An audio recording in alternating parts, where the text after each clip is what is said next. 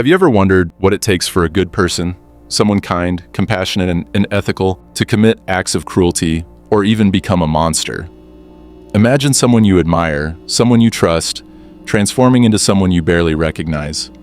What if I told you that this isn't just a rare anomaly, but a pattern seen across history and human behavior? Today, we are delving into one of the most provocative and unsettling questions about human nature. Why do good people sometimes do bad things? By the end of this video, you'll uncover the shocking mechanisms that push ordinary individuals into darkness.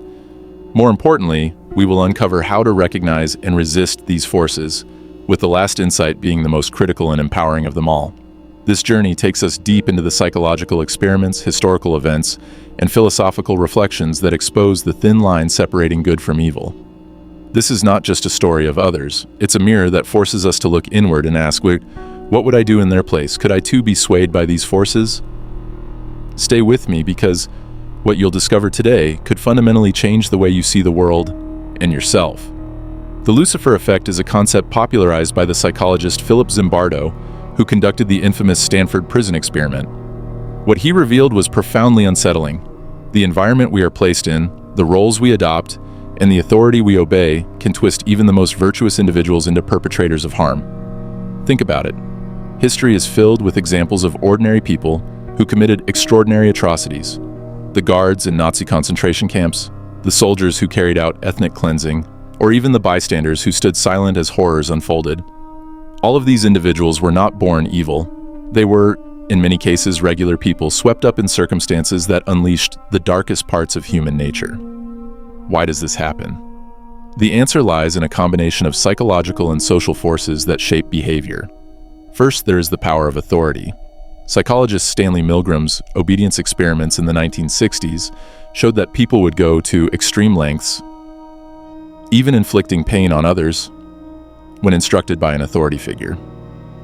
In his study, participants were asked to deliver electric shocks to another person who was actually an actor pretending to feel pain. Shockingly, most participants continued administering shocks, even when they believed they were causing severe harm, simply because they were told to do so. Now, think about your own life. How often do we follow instructions without questioning them, whether it's from a boss, a leader, or even societal norms? What would you do if someone in a position of power asked you to compromise your morals for the greater good? Another critical factor is the concept of dehumanization. When we strip others of their humanity, labeling them as the enemy, subhuman, or less than, it becomes easier to justify acts of cruelty. This is a tactic used time and again in propaganda, war, and even everyday conflicts. It's easier to harm someone when you no longer see them as a person. Consider the language we use today in social and political discourse. How often do we see groups of people reduced to labels or stereotypes? Reflect on how this diminishes our empathy and connection, creating an us versus them mentality. But dehumanization is only part of the puzzle. Social roles and group dynamics also play a significant role. Zimbardo's Stanford Prison Experiment vividly demonstrated this.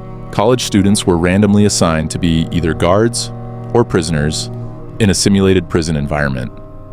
Within days, the guards began to exhibit abusive behavior, and the prisoners showed signs of extreme stress and submission. What was shocking was how quickly the participants lost sight of their individuality and conformed to the roles they were given. This raises a critical question. How much of our identity is shaped by the role society imposes on us? Are we truly free to act as individuals, or are we subconsciously playing parts dictated by the systems around us? These forces, authority, dehumanization, and group dynamics, are not theoretical. They are active in our daily lives, influencing the way we think, act, and perceive others. We see them in workplaces, schools, social media, and even within families. Recognizing these forces is the first step in resisting them. But what about the tipping point? The exact moment when a good person crosses the line? That moment is often subtle. It begins with small compromises, a decision to stay silent when witnessing injustice, an agreement to follow along just this once. Over time, these small choices accumulate, creating a slippery slope that can lead to profound moral failure. Pause for a moment and think. Have you ever made a choice that went against your values because it felt easier or safer? What were the consequences? As we move forward, we'll explore how to recognize these moments before they spiral out of control. More importantly, we'll uncover how to foster resilience against these psychological forces. But first, let's confront an even deeper question. Are some people immune to the Lucifer effect, or is it a danger we all face? Let's now confront the question that lingers in the minds of many. Are some people truly immune to the Lucifer effect? The answer, as uncomfortable as it may be, is that none of us are entirely immune. Psychologists have long debated the role of personality in resisting corruption and moral collapse. While certain traits, such as strong empathy, self-awareness, and moral courage, may act as protective factors, the truth is that under the right, or perhaps the wrong, circumstances, anyone can fall prey to these forces. Think of it this way. We all carry within us the capacity for both great good and unspeakable harm. This duality is a recurring theme in literature, religion, and philosophy. Carl Jung, the renowned Swiss psychiatrist, described this as the shadow aspect of our psyche, the darker, often repressed parts of ourselves that we are reluctant to acknowledge. Have you ever felt a surge of anger or envy so intense that it surprised even you? Have you ever said or done something in the heat of the moment that you later regretted deeply? These are glimpses of the shadow at work. Left unchecked, this shadow can grow and manifest in ways that align with the Lucifer effect. But here's the hopeful part. Awareness is our greatest defense. By understanding the psychological mechanisms that lead to moral collapse, we gain the power to resist them. So let's delve deeper into how these forces operate in the real world and how we can counteract them. One of the most insidious mechanisms is something psychologists call moral disengagement. This concept, introduced by psychologist Albert Bandura, explains how individuals rationalize harmful behavior to avoid feeling guilt or remorse. For example, someone might convince themselves that everyone else is doing it, or that the ends justify the means. These rationalizations create a psychological distance between the individual and their actions, making it easier to justify wrongdoing. Consider how this plays out in everyday scenarios. A student might cheat on an exam, telling themselves it's just a one-time thing. A manager might treat employees unfairly, believing it's necessary to meet company goals. In these moments, moral disengagement allows people to act in ways that contradict their values. The antidote to this is what some psychologists refer to as moral vigilance, actively questioning our actions and their consequences even when it's uncomfortable. Am I justifying something that deep down I know is wrong? Another powerful tool is the cultivation of empathy. Empathy acts as a counterbalance to dehumanization. When we truly see others as complex, feeling individuals, people with hopes, fears, and dreams, it becomes much harder to harm them. This is why storytelling, art, and genuine human connection are so vital. They remind us of our shared humanity and break down the barriers that divide us. But what about the societal level? How do we address the larger systems and structures that perpetuate harm and enable the Lucifer effect on a grand scale? This is where the role of leadership and collective responsibility becomes crucial. History has shown us that charismatic leaders can either uplift or corrupt entire societies. Adolf Hitler, for example, manipulated fear and prejudice to justify atrocities. On the other hand, leaders like Mahatma Gandhi and Martin Luther King Jr. used their influence to inspire positive change and resistance against injustice. This brings us to a pivotal question. What kind of leader do we choose to follow? And what kind of influence do we exert on others? Even if we're not in positions of traditional authority, we all have influence within our families, communities, and workplaces. The question is whether we use that influence to promote compassion and fairness, or to perpetuate harm and division.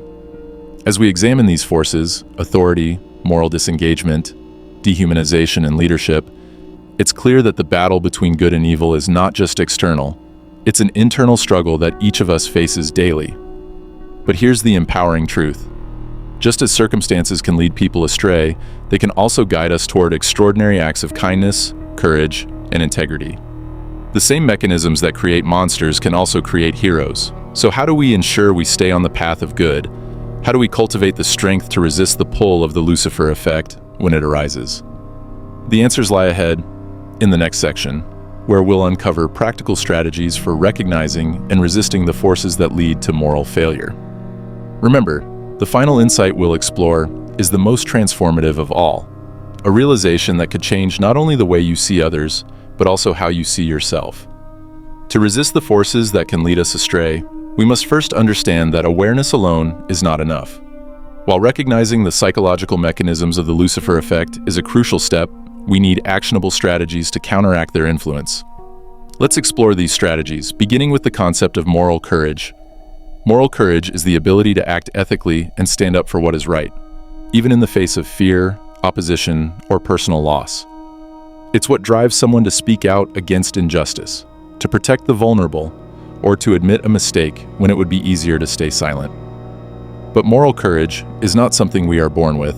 It's something we cultivate through deliberate practice and reflection. Think of historical figures like Rosa Parks, who refused to give up her seat on a bus, sparking a civil rights movement, or consider whistleblowers who expose corruption and wrongdoing, often at great personal cost. These individuals were not immune to fear, but they chose to act despite it. So how can we develop moral courage in our own lives? Start by identifying your core values, the principles that matter most to you.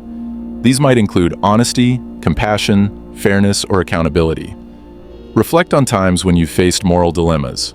Did you act in alignment with these values, or did you compromise them? One practical exercise is to imagine yourself in challenging scenarios and rehearse your response. By visualizing these situations and preparing your actions, you strengthen your ability to act decisively when the moment arises. Another essential strategy is to build strong social connections with people who share your values. Surrounding yourself with supportive and principled individuals can act as a buffer against negative influences. These relationships provide a sense of accountability and encouragement, making it easier to resist the pressures of conformity and authority. But what about when we're confronted with systems or environments that seem designed to erode our morals? This is where the concept of situational awareness becomes vital. Situational awareness involves recognizing the subtle cues and dynamics that shape behavior. Pay attention to group norms, what is considered acceptable or expected in a given environment. If you notice patterns of exclusion or injustice, ask yourself, is this truly right, or have I simply accepted it because everyone else has?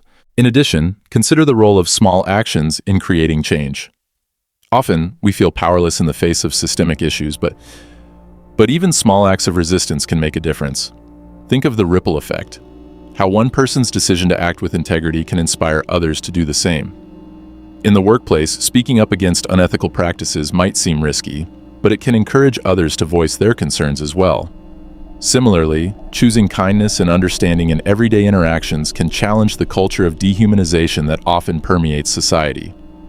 Let's also address the critical importance of self-reflection.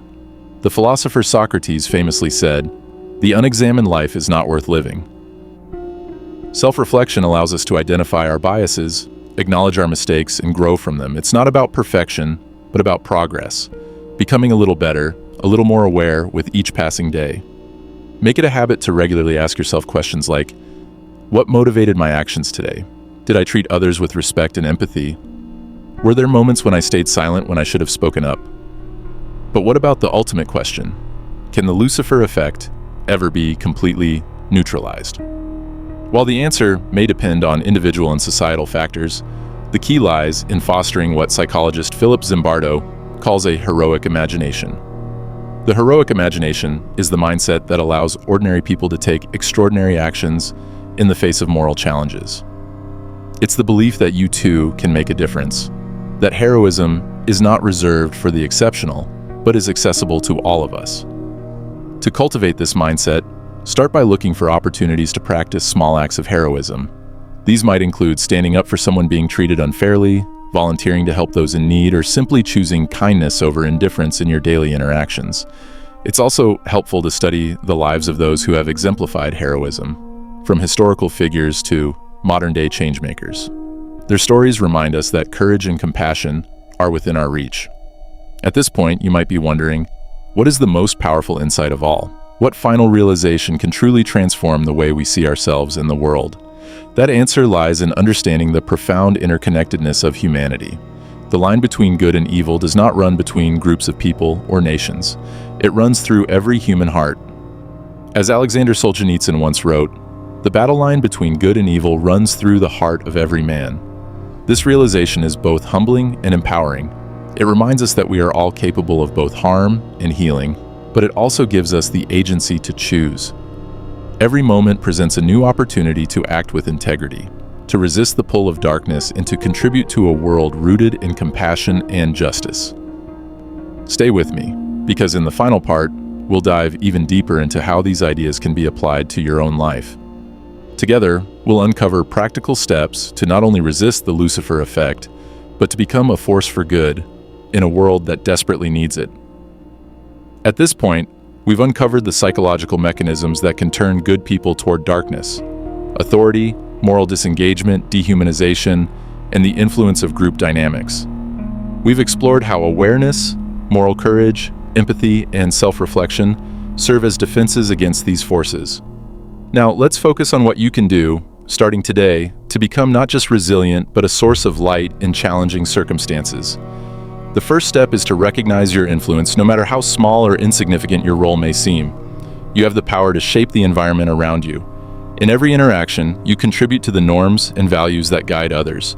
Are you fostering a culture of kindness, fairness, and accountability, or are you silently allowing harmful behaviors to persist? Consider the story of Oskar Schindler, a German industrialist during the Second World War. While initially motivated by profit, Schindler used his resources to save the lives of over 1,000 Jewish people from the Holocaust. His story is a testament to how a single individual, even amidst one of history's darkest chapters, can make a profound difference. You don't need extraordinary circumstances to follow this example. You can start in your own community, workplace, or even within your family. Another vital step is to educate yourself and others. Knowledge is one of the most effective tools against manipulation and moral erosion. Study history, psychology, and philosophy to deepen your understanding of how and why people make the choices they do. Share this knowledge with others, not to preach or lecture, but to spark meaningful conversations that inspire reflection and growth. For example, have you ever considered how much the stories we consume influence our thinking? Films, books, and media often shape our perceptions of good and evil, right and wrong. By seeking out narratives that challenge your assumptions and broaden your perspective, you build a more nuanced and compassionate understanding of the world. Let's also talk about resilience in the face of pressure. Standing up for what is right often comes with risks: social rejection, professional consequences, or even personal loss. This is why resilience is so crucial. Resilience doesn't mean being fearless. It means continuing to act in accordance with your values, even when fear is present. Focus on practices that strengthen your mental and emotional well-being, such as mindfulness, meditation, or seeking guidance from mentors and trusted friends. Resilience thrives in connection with others, so surround yourself with a community of people who uplift and inspire you. But what happens when we fail? Because inevitably we will. There will be moments when fear or pressure gets the better of us, when we act in ways we later regret. This is where the concept of self-forgiveness becomes essential. Self-forgiveness is not about excusing harmful behavior, but about acknowledging your mistakes, taking responsibility, and committing to do better. It's about understanding that failure is part of the human experience, and that growth often comes from confronting our shortcomings. Reflect for a moment. Is there a time when you fell short of your own values? How did you respond to that failure? Did you learn from it, or did you let it define you? The ability to forgive yourself and others is one of the most powerful tools for breaking free from the cycles of harm perpetuated by the Lucifer effect.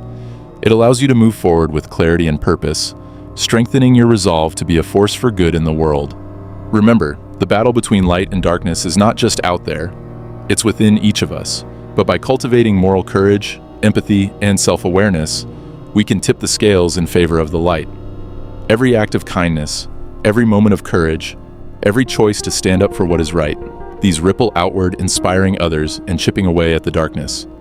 You have the power to be a hero, not in grand, sweeping gestures, but in the small, everyday decisions that shape the world around you. So take a deep breath, look within, and ask yourself, what kind of legacy do I want to leave? The answer lies in your hands.